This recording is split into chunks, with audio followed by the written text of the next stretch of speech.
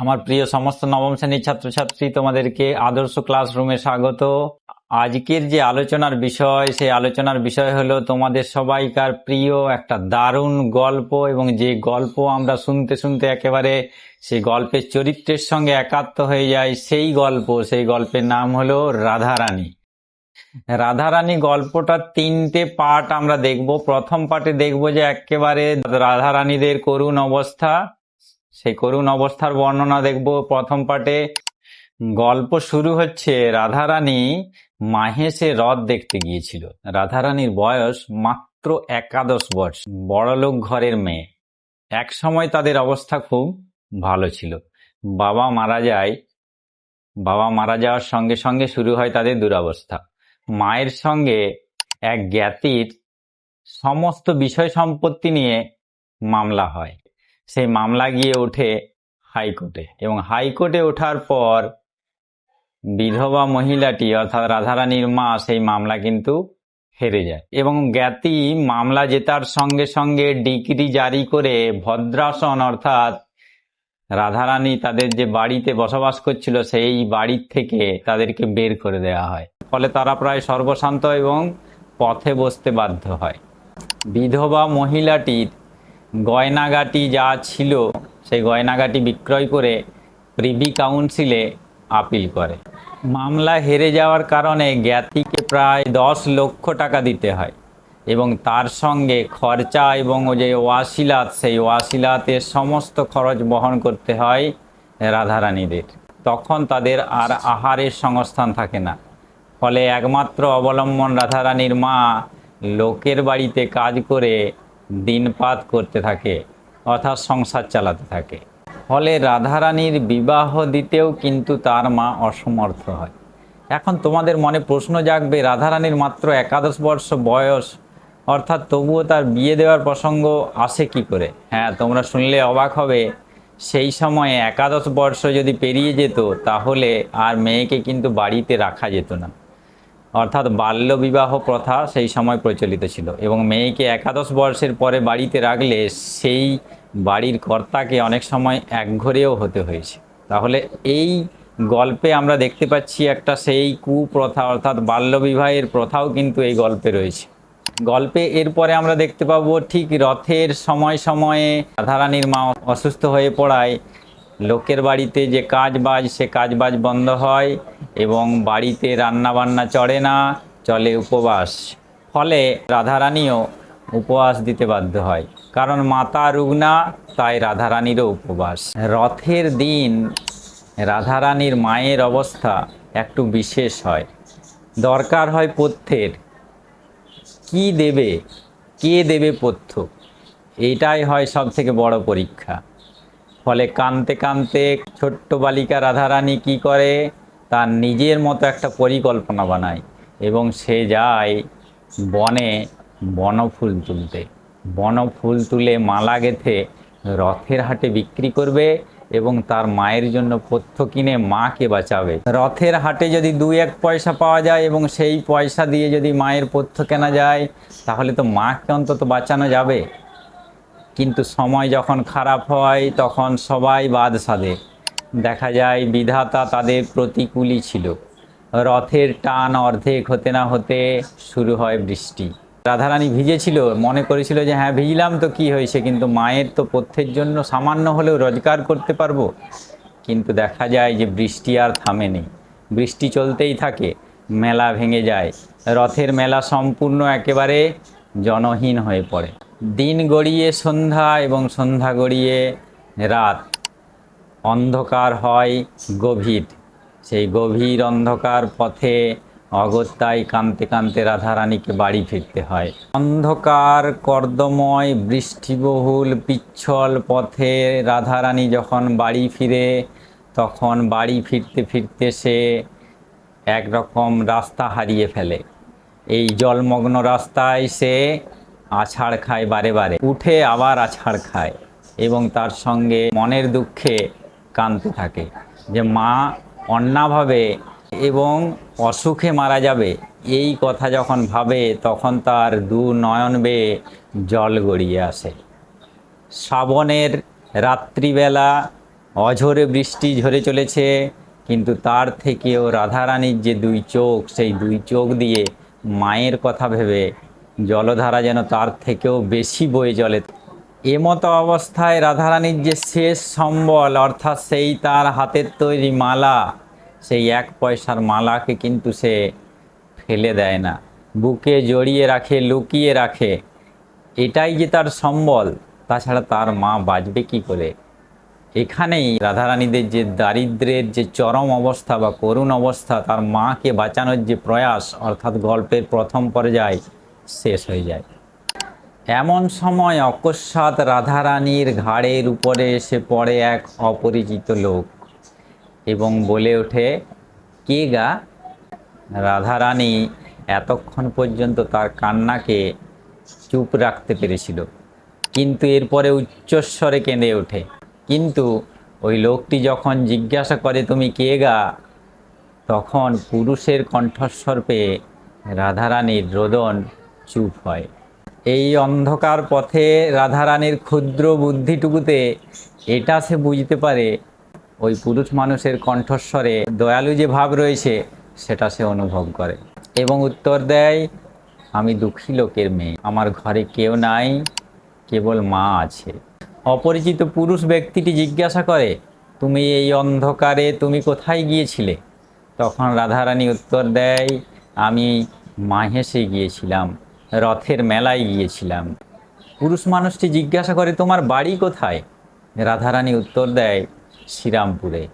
পুরুষ মানুষটির মনে কি ছিল সেটা জানা যায় না। পুরুষ মানুষটি বলে, আচ্ছা, শ্রীরামপুরের তোমার কোথায়, কোন পাড়ায় বাড়ি?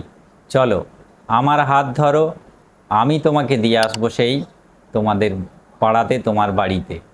ফলে এই অন্ধকার কর্দময় পথে রাধারানী সেই অপরিচিত পুরুষটির হাত ধরতে বাধ্য হয়। যখন সেই পুরুষটি রাধারানীর হাত ধরে, তখন কণ্ঠস্বরে সে বুঝেছিল হয়তো কোনো একটা ক্ষুদ্র বালিকা, কিন্তু হাতের স্পর্শে সে বুঝতে পারে যে না, রাধারানী বড় বালিকা। তখন সে রাধারানীকে জিজ্ঞাসা করে, তোমার বয়স কত? রাধারানী উত্তর দেয়, 10-11 বছর। তোমার নাম কি? রাধারানী বলে, আমার নাম রাধারানী। অপরিচিত লোকটি জিজ্ঞাসা করে, তুমি তো ছেলে মানুষ, তাহলে তুমি রথের মেলাতে গিয়েছিলে কেন? এরপর অপরিচিত ব্যক্তিটি মিষ্ট মিষ্ট কথা বলিয়া রাধারানীর সমস্ত কাহিনী একের পর এক ক্ষুদ্র হৃদয় থেকে বের করে ফেলে। সে বুঝতে পারে যে রাধারানী গরিব ঘরের মেয়ে, তার মা অসুস্থ, ঘরে পথ্যের জন্য পড়ে রয়েছে। সেই পথ্যেরই অর্থাৎ ওষুধের জোগাড় করার জন্য রাধারানী বনফুলের মালা গেঁথে রথের হাটে বিক্রি করতে গিয়েছিল, এবং সেই মালা যে বিক্রি হয়নি এবং সেই মালা যে রাধারানীর হাতে লুকায়িত রয়েছে, সেই কথাও কিন্তু বের করে ফেলে অপরিচিত লোকটি। এই সময় এই লোকটি একরকম দয়া পরবশ হয়ে রাধারানীকে বলে, আমিও রথের হাটে গিয়েছিলাম মালা কিনবার জন্য, আমার ঠাকুরকে মালা পরাবার জন্য, কিন্তু রথের হাটের মেলা ভেঙে যাওয়ায় আমি ঠাকুরের জন্য মালা কিনতে পারিনি। তুমি যদি সেই মালা দাও তাহলে কিনি। এই কথা শুনে রাধারানী আনন্দিত হয়ে ওঠে। যে মালা বিক্রি করার জন্য সে রথের হাটে গিয়েছিল, সেই মালার খদ্দের এই অন্ধকার পথে, এটা শুনে যেমন সে আনন্দিত হয়, কিন্তু তার সঙ্গে সঙ্গে তার মনে সংকোচ বোধও জেগে ওঠে এবং সে ভাবে যে অন্ধকার পথে যে অপরিচিত লোকটি আমার হাত ধরে বাড়িতে পৌঁছে দিচ্ছে, তার কাছ থেকে মালার দাম নেব কি করে, কিন্তু যদি না নেই তাহলে মাকে বাঁচাবো কি করে। এই ভেবে শেষমেশ সিদ্ধান্ত নেয়, তা নেই, মালার দাম আমি নেই। এই ভেবে রাধারানী সেই অপরিচিত অর্থাৎ তোমাদের পাঠ্যে দেখতে পাবে সমভিবেহারী লোকটিকে একটি মালা দিল। সমভিবেহারী লোকটি রাধারানীর কাছ থেকে 1 ছড়া মালা নিল এবং মালার দাম স্বরূপ 4 পয়সা অর্থাৎ 4 পয়সা রাধারানীর হাতে তুলে দিয়ে বলল, এই নাও তোমার মালার 4 পয়সা। কিন্তু রাধারানী ছোট হতে পারে, পয়সা যখন সে হাতে নেয় তখন সে বুঝতে পারে এই যেন ঠিক পয়সা নয়, মনে হচ্ছে যেন পয়সার অতিরিক্ত টাকা। তাই সে বলে, এ তো পয়সা ঠেকছে না হাতে, মনে হচ্ছে যেন টাকা, তুমি ভুল দাওনি তো? তখন সেই অপরিচিত লোকটি বলে, আমি ভুল দিইনি, এই তো দেখো দুটো, অর্থাৎ ডবল পয়সা, দুটোই তো দিয়েছি। রাধারানী বলে, তা এত চকচক করছে কেন এবং মনে হচ্ছে যেন এটা টাকা? তখন সেই অপরিচিত লোকটি বলে, না, নতুন কলের পয়সা তো তাই চকচক করছে, আমি তোমাকে টাকা দেইনি, পয়সাই দিয়েছি। এরপরে নির্লোভ রাধারানী বলে, যদি পয়সা হয় তাহলে আমি বাড়িতে গিয়ে প্রদীপ জ্বালিয়ে দেখব, পয়সা না হয়ে যদি হয় সেটা টাকা, তাহলে তোমাকে কিন্তু ফিরিয়ে দেব, তুমি একটু অপেক্ষা করবে। এই রকম কথোপকথন চলতে চলতে রাধারানী এবং সেই অপরিচিত লোকটি রাধারানীদের যে বাড়ি অর্থাৎ ছোট্ট কুটির, সেই ছোট্ট কুটিরে এসে উপস্থিত হয়। রাধারানী বলে যে, চলো তুমি আমাদের বাড়িতে গিয়ে দাঁড়াবে, চলো। অপরিচিত লোকটি বলে, হ্যাঁ, তুমি প্রদীপ জ্বালিয়ে পরে আগে তোমার যে ভিজে কাপড়, সেই ভিজে কাপড়টা তুমি আগে গিয়ে বাড়িতে ছাড়ো।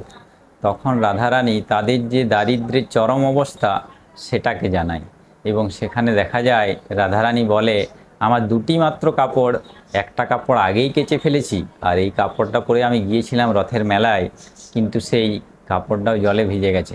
তবে হ্যাঁ, আমার ভিজে কাপড়ে থাকার অভ্যাস আছে, একটু নিংড়ে নিয়ে পরে নেব, আমার কিচ্ছু অসুবিধা হবে না, কারণ ভিজে কাপড়ে আমার ব্যায়ামও হয় না।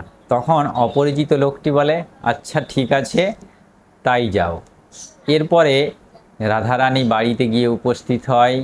বাড়িতে সেই রকম আলোর ব্যবস্থা নেই, চাল থেকে খড় টেনে যখন সে প্রদীপ জ্বালিয়ে দেখে, তখন তার সন্দেহ যেটা হয়েছিল সেই সন্দেহই দেখা যায় যে সত্য বলে প্রমাণিত হয়।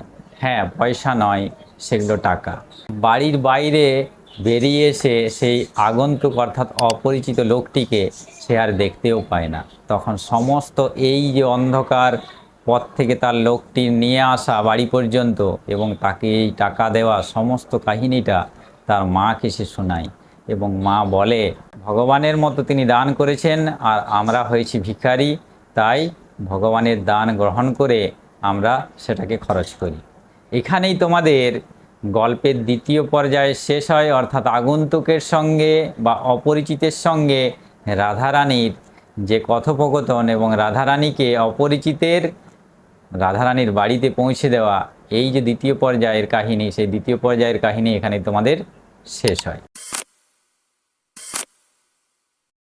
এরপর দেখো গল্প শুরু হয় তৃতীয় পর্যায়, অর্থাৎ একেবারে শেষ পর্যায়ে। রাধারানীর মা যখন এই সব কথাবার্তায় আলোচনা করছিল, তখন দরজার আগড় ঠেলিয়া কেউ একজন চেঁচাচেঁচি করতে থাকে। রাধারানী বুঝতে পারে যে লোকটি ভুল করে পয়সার পরিবর্তে টাকা দিয়েছিল, সেই লোকটিই হয়তো ফিরে এসেছে তার টাকা ফেরত নেওয়ার জন্য। কিন্তু দরজার আগড় খুলে দেখে, ই মা, এ কে? এ যে পড়ামুখ কাপুরে মিনছে, অর্থাৎ পদ্মলোচন সাহা। সে নিয়ে এসেছে এক জোড়া শান্তিপুরের কুঞ্জদার শাড়ি এবং সেই শাড়ি রাধারানীর হাতে তুলে দিয়ে বলে, একজন ভদ্রলোক নগদ টাকা দিয়ে কিনে এই শাড়ি তোমার জন্য দিয়ে পাঠালেন। তখন রাধারানী বলে, এ শাড়ি আমার? সে অবাক হয়ে যায়। পদ্মলোচন সাহার সঙ্গে রাধারানীদের সম্পর্ক শুধু আজকের নয়, বহুদিনের। যখন রাধারানীর বাবা বেঁচে ছিল তখন থেকেই কিন্তু সমস্ত জামা কাপড় এই পদ্মলোচন সাহার কাছ থেকেই কিনত। পদ্মলোচন সাহা একেবারে মায়ের দিব্যি করে 4 টাকার কাপড় 8 টাকা 12.5 আনাতে বিক্রি করত এবং সেটা দিব্যি কেটে বলতো, 8 টাকা 12.5 আনা দাম ছিল, তার থেকে আমি 2 আনা মাত্র লাভ করছি। যে শাড়ির আসল দাম ছিল কিন্তু 4 টাকা। এবং সেই পদ্মলোচন সাহাই পড়ার মুখ কাপুরে মিনছে।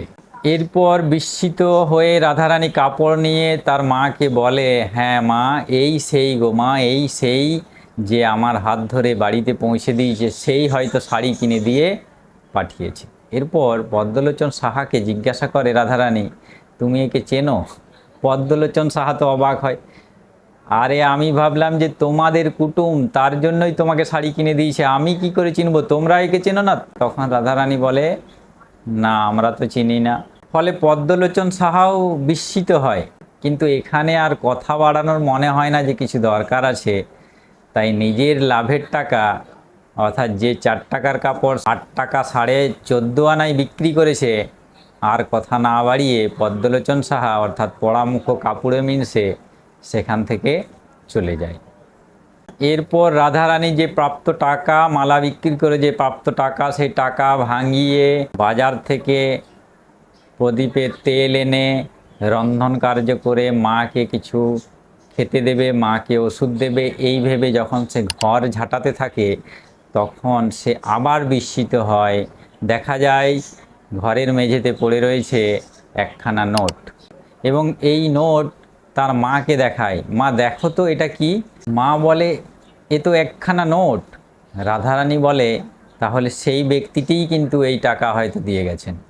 রাধারানীর মা বলে হ্যাঁ, সেই ব্যক্তিই যে তোমাকে টাকাটা দিয়ে গেছে তার স্পষ্ট প্রমাণ হলো, দেখো টাকাতে তোমার নাম লেখা আছে। রাধারানী যেহেতু বড়লোক ঘরের মেয়ে, একটু পড়াশোনা জানতো এবং পরিষ্কার সে বুঝতে পারে টাকাতে লেখা রয়েছে রাধারানী। তখন রাধারানীর মনে প্রশ্ন হয় এবং মাকে জিজ্ঞাসা করে, হ্যাঁ মা, এমন লোক কে মা?